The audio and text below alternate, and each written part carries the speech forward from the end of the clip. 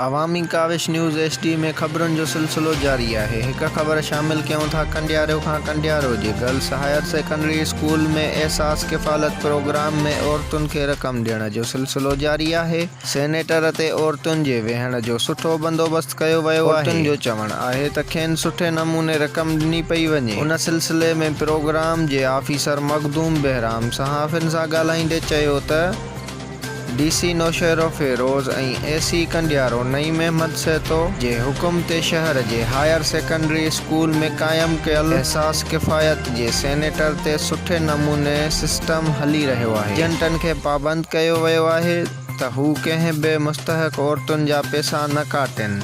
Reporter Asad Jaffrey सां गॾु अवामी काविश न्यूज़ HD कंडियारो।